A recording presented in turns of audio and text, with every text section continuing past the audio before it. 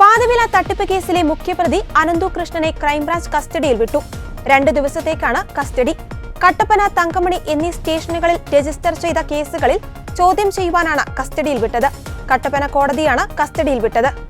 2 ആഴ്ച മുൻപ് സംസ്ഥാനത്ത് അങ്ങോളമിങ്ങോളം നടന്ന പാതിവില തട്ടിപ്പുമായി ബന്ധപ്പെട്ട് 1343 കേസുകൾ രജിസ്റ്റർ ചെയ്തതായി മുഖ്യമന്ത്രി പിണറായി വിജയൻ നിയമസഭയെ അറിയിച്ചിരുന്നു.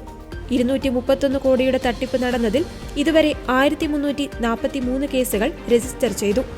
ഇതിൽ 665 കേസുകൾ ക്രൈംബ്രാഞ്ചിന് കൈമാറും.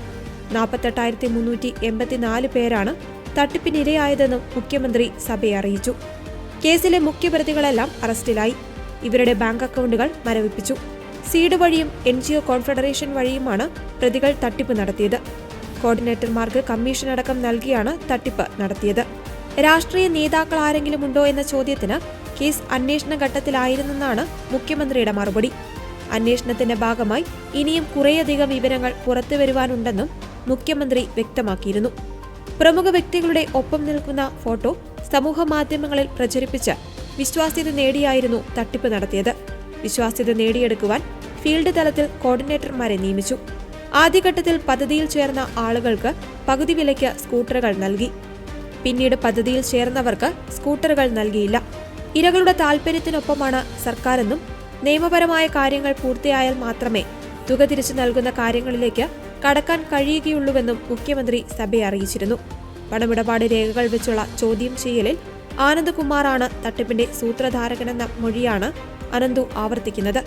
പാതിവിലയ്ക്ക് ഉൽപ്പന്നങ്ങൾ നൽകാമെന്ന് വാഗ്ദാനം ചെയ്ത് അനന്തു കൃഷ്ണൻ കോടികൾ തട്ടിയെന്നാണ് ക്രൈംബ്രാഞ്ച് കണ്ടെത്തൽ.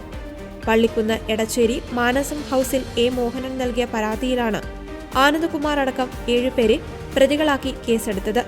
കണ്ണൂർ സീഡ് സൊസൈറ്റിയിലെ വനിതാ അംഗങ്ങൾക്ക് പകുതി വിലയ്ക്ക് സ്കൂട്ടർ നൽകാമെന്ന് വാഗ്ദാനം ചെയ്ത് 2,96,40,000 രൂപ തട്ടിയെടുത്തതായാണ് കേസ്. അനന്തു കൃഷ്ണനാണ് 1ാം പ്രതി. Doctor Beena Sebastian, Sheeba Suresh, KP Suma, Indira, Congress നേതാവ് ലാലി വിൻസെന്റ് എന്നിവരാണ് മറ്റു പ്രതികൾ. ആനന്ദ്കുമാറിന്റെ ശാസ്തമംഗലത്തെ വീട്ടിലും ഓഫീസിലും തോന്നക്കലിലെ സായിഗ്രാം ഓഫീസിലും ED പരിശോധന നടത്തിയിരുന്നു.